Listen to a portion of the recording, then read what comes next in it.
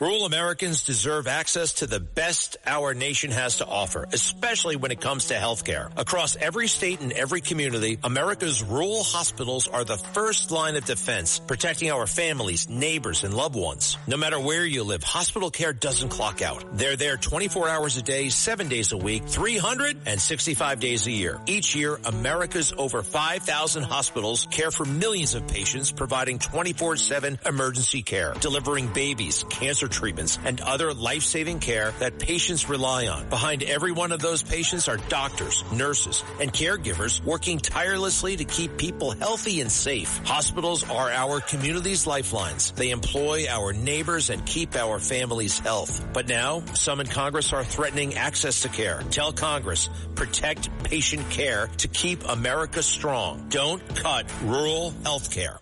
The Larry Kudlow Show. Entertaining and informative on the Red Apple Podcast Network. So we're talking money and politics, so we're going to some interesting stuff out there on oil and wealth creation and reinsurance. All very interesting. We're staying with our pal Steve Forbes.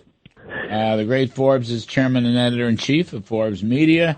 We have, I think, Liz Peek, Fox News contributor and weekly columnist, and my buddy Steve Moore, Unleashed Prosperity Hotline, and WABC radio host of More Money, which comes right up after this show on most of these same radio stations. I think we're all here.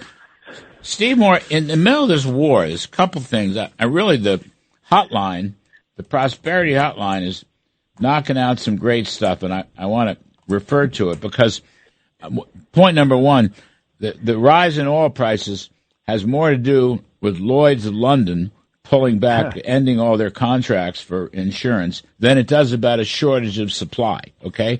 And your points here, we're a record high 13.6 million barrels per day. Mm-hmm. We are 24, this is my favorite, we're 24 million barrels per day in oils and liquid fuels, more than Russia and Saudi Arabia combined. And then finally, we're doing 110 billion cubic feet per day for natural gas, which is just about the same as Russia, Iran, and communist China combined. In other words, we don't have a supply problem at all. In fact, I would just add to this, we are a net exporter now of oil and fossil fuels.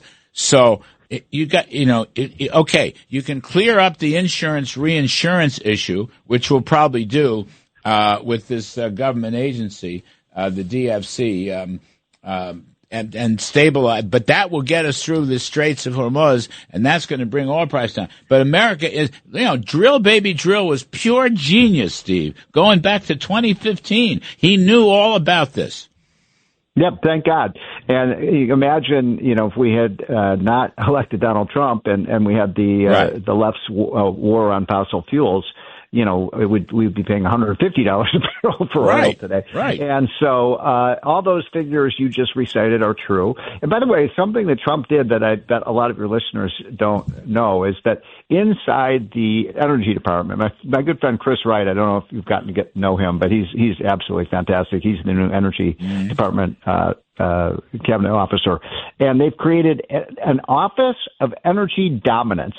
An Office of Energy Dominance, and it's a multi-agency. It has the Interior Department, Defense Department, and others, and of course the Energy Department is all about how do we produce as much energy as we can, and that's basically, I think, the energy of the future is oil, natural gas, nuclear power, and clean coal. And we got a lot of that. Yep. So I'm reading this article by a distinguished columnist named Liz Peek. Here's the title: Trump has been right about oil all along. Really, Liz? Well, you got to think back to Jimmy Carter telling Americans that we were running out of oil, and of course that was the mindset amongst people who really hated the oil industry. But it really was very formative in terms of spurring on the great climate obsession that took hold of Europe. I mean, nothing irritates me more than looking at Europe and how they became so dependent on Russia for natural gas and then also continue to be very dependent on everybody in the world, including the Strait of Hormuz, for oil. I mean, it's really kind of ridiculous, right? For example, the United Kingdom allowing their North Sea oil fields to deplete. Right. Yes, of course, production has headed down. But guess what? It's not down in Norway. They continue to invest. And do you know the conservative government put on I think it was a 78% windfall profits tax when oil and gas prices went up when the Ukraine war started. And so there's been absolutely zero investment. Wait, in England. The Tories put on a 78% tax? Oh, God, I love that. That's right. I love that. And, by the way, it was meant to be temporary, and there has never been a tax in the history of the world that was temporary, so it's still in place. And then the Labor Department banned oil and gas development. So, you know, I mean, to the extent that they're struggling, their economies are struggling, and they don't have self-sufficiency like the U.S., et cetera, they deserve it. They have this coming. They for decades now, they have basically made it impossible to access oil and gas from reasonable sources, dependable sources, geopolitically safe sources, and it's come home to roost. You know, Steve Forbes, geopolitically, we've been held hostage by Iran in the Strait of Hormuz, by Venezuela, perhaps to a lesser extent, but still, you know, two big bad actors. That's all going to change now, isn't it? It is already beginning to change, and it's going to take a while for it to sink in around the world. One of the amazing things is, in terms of Iran, the fact that they're still fighting today, even though it's much depleted, shows how much rearmament they've been doing, arming they've been doing for the last 30 years. And and that wasn't just to defend Iran. They were planning to take over the whole Middle East. Mm-hmm. And the fact they're lobbing bombs on their neighbors shows what their true imperial intentions were. And they never really made it a secret. They wanted the Iranian to be the empire of the Middle East, and indeed, it crazily sounds the world. So the stopping them and cleaning them out thoroughly, as you've been discussing on this show, is absolutely essential. But one of the things, though, we must not overlook is Ukraine, and we must not shortchange them in terms of armaments because of the war in the Middle East. Putin still remains a threat, and if he starts to lose ground in Ukraine, doesn't have to lose much, I think you're going to see a real change there. And with China, hopefully with the meeting coming up next month, the first of several with Xi Jinping, that we make clear we've made with the Strait of Hormuz is international waters, and the South China Sea is international waters, and we're going to send naval forces to make sure you don't get any ideas you're going to make this your private lake. You know, that's such an interesting point, important point. On the TV show the other night, Robert O'Brien, former National Security Advisor, said, once this Iranian thing's over, and it's going to be over in a couple weeks, whatever, we can move all kinds of troops, Navy, carriers, other resources, Air Force, away from all these. You know, we have so many bases in the Middle East. We can move that into the Indo-Pacific area, which will be a signal to China that, you know, their merrymaking is going to have a high price. And really, when they look at our mighty might in the military in Iran, that's another deterrent to China. And we're pushing them out of the Western Hemisphere, or at least we're pushing them out of South America. China's a net loser in the Middle East. China's a net loser in the Western Hemisphere. And China's going to be a net loser in the Indo-Pacific. You know, Steve, we've got this very strong woman in Japan who's very pro-Trump, very pro-America, and she doesn't like China one bit. No, and the fact that she called a snap election and won it because of the way the Chinese are trying to bully her around and trying to have the Japanese community, where they have a lot of trade with China, as does the other Asian countries, to pressure her to step down or reduce her rhetoric and her pro-defense policies. She beat them back. And by the way, one of the things we need to do is send you and perhaps Art Laffer and Steve to Japan to educate her on supply-side economics. They still believe in spending. They still have these crazy monetary policies. So we got to get them on the right track, and then she'll have the economic strength to be an effective counter to the bullying by China. I'm going to send Liz Peek. I mean, woman to woman. Liz Peek could change it. No, you're right. I mean, she wants growth, but they always do it the wrong way. It's Keynesian top-down spending. And they don't reform the tax code ever. One quick thing on that, Larry. You know, in our country, our FICA tax, payroll tax is 15.3%. You know, half employer employee. Mm-hmm. In Japan, it's over 30%, 31 to 32%, and no limit, no cap as we have in this country. No wonder they're in the doldrums. Jeez. So, Steve Moore, you must have been pretty happy though. The New York Trade Court says you got to pay back the tariff revenues that the Supreme Court ruled out. You must be a really happy camper. Well, listen, I mean, I think that it's $135 billion. It's a lot of money. Yeah. This is the court even said when they made their decision that this is going to be a mess, and that was one of the truest statements they've ever made. It is a mess.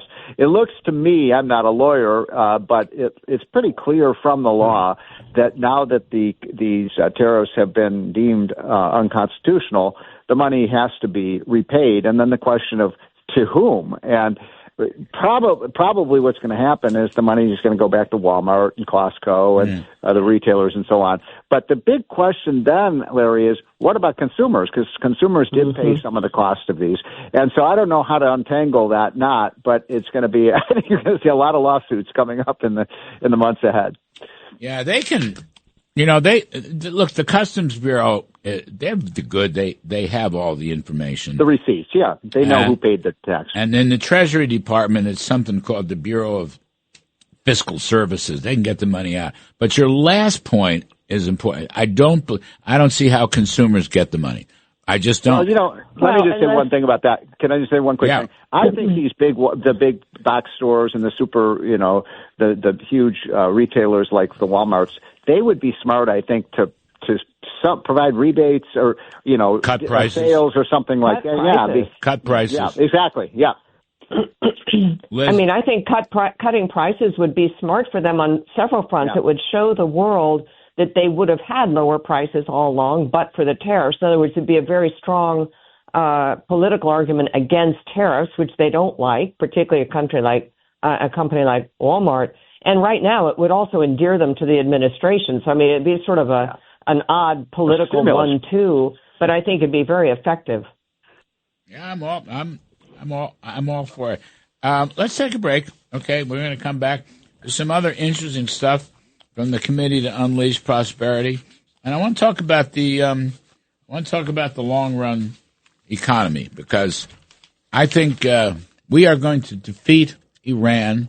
We are going to destroy the regime. Something good is going to come out of this, and there's going to be a lot of prosperity in the Middle East and elsewhere because of what President Trump is doing. We're talking freedom and prosperity with Steve Moore, who's got more money coming up at WABC right after the show and most of these same radio stations. The great Steve Forbes, the chairman and editor-in-chief of Forbes Media. Liz Peek, Fox News contributor. Steve Moore, just want to pick up one thing. I really love this thing from the hotline, Unleash Prosperity Hotline. Since 1989, okay, it's a long time, everybody has gotten wealthier in this country. And you have the great chart here, but I'll just walk through it quickly.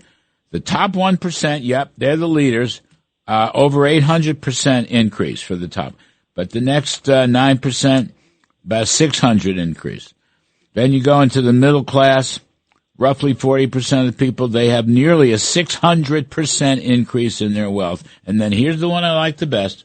The bottom 50% since 1989 have increased their wealth by a little over 400%. So a rising tide is lifting all boats. And that's the way free market enterprise, free market capitalism, free enterprise should work, Steve Moore. It's a very important chart.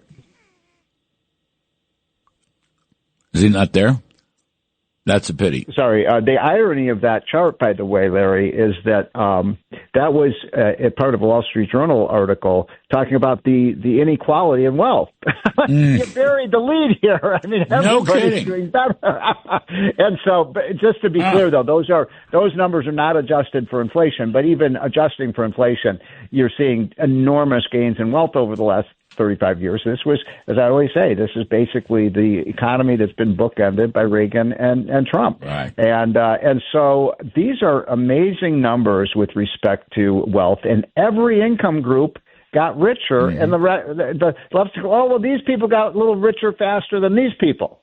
that's their complaint. But everybody's doing better. And if you looked at the tax cuts, Steve Ford, so Steve Moore is saying they're bookended essentially by Reagan tax cuts and Trump tax cuts, okay? Middle-income people and lower middle-income people have benefited enormously. In fact, I know in Trump 1.0, we did these numbers with Kevin Hassett and so forth. People at the middle and the lower income people actually had the highest percentage gain of after-tax income. And what that underscores is, as you say, about rising tide lifts all boats. And a couple of things on that. One is in terms of getting that point across to people. Liz has a good point about Walmart and Costco, but also he should index. I know he doesn't want to do it. Index capital gains, especially on healthcare costs, and on healthcare costs, push HR departments to have people have more 401k-like plans in their health care plans where they control the money, not the employer. And the average family cost, Larry, is about $28,000 a year, which is why take-home pay hasn't risen as much as it should. It's gone up. But if you gave people a choice of a catastrophic plan, that they'd have to pay out of pocket $8,000, but could keep the other $20,000. You know what people would take. So as we get more free markets in healthcare, I think you're going to see an even more prosperous middle class and lower income people moving up the ladder, and their quality of life improves. There's not a big quality of life gap anymore between the middle class and the upper class and the lower classes. So that's a great tribute to free enterprise. Yes. Imagine. Wonderful. Liz Peek, it's going to be a triumph in Iran, and the regime's going to be removed. I don't know who's going to replace it or what, but it's going to be better than the one now. All I'm saying is I just want that you get rid of the mullahs in this regime. Whoever takes over, it's going to be better. They have potentially a good economy. I'm thinking, when you put freedom back into the calculation, you're going to get a lot more prosperity. You're going to get a lot more investment. You're going to get a lot more trade. The whole premise of the Abraham Accords in Trump 1, which accompanied 5 or 6 countries with Israel, the whole premise was investment and trade. And the likelihood is once the Iranian regime is destroyed, you're going to see an expansion of the Abraham. Saudi Arabia is going to come. They're all going to come in. And you'll see the potential in the Middle East for phenomenal prosperity, Liz. That's just my vision here. I think that's totally right, Larry, and I don't even think that's wildly optimistic. If you have a neutral Iran, think of the money that has been going towards terrorism and basically defending against terror plots from Iran in all of those countries. And historically, a lot of people don't understand that the Arab countries didn't want to deal with each other, much less with Iran or with Israel. I mean, it has been an area of constant bickering and feuding. If you just get a neutral Iran, imagine the progress that could be made. By the way, nothing can go forward in Gaza while Hamas is still in control, funded by Iran. So that is another enormous opportunity. I mean, everybody would like to see the Palestinians have a Gaza homeland that is actually rebuilt and is okay to live in. But I mean, the opportunities are endless. Look, the Middle East is already booming in terms of Abu Dhabi and Saudi Arabia and Dubai because they have so many unbelievably good assets, including obviously energy. But that's where data centers are going. That's where commerce is. They have become Dubai is the banking center that Singapore was briefly. I don't know why they've lost so much ground to Dubai, but they have. So the potential is there without a doubt. And I think removing Iran as a constant threat to all those countries would be an unbelievably gigantic achievement. Steve Moore, the Middle East will be overtaking Europe. Europe, at least Western Europe's going completely wrong direction. I don't, maybe a little bit in Italy, but I just don't see any big changes in Europe. Kind of lost them there. Yeah. But Larry, you're right. Europe can't get out of its own way. Europe is sclerotic. They're just. But Europe's going to take its cues from Poland, which has been a great economic success story. So, Poland's good. So I think there's good things to come. I got to jump. The Larry Kudlow Show on the Red Apple Podcast Network.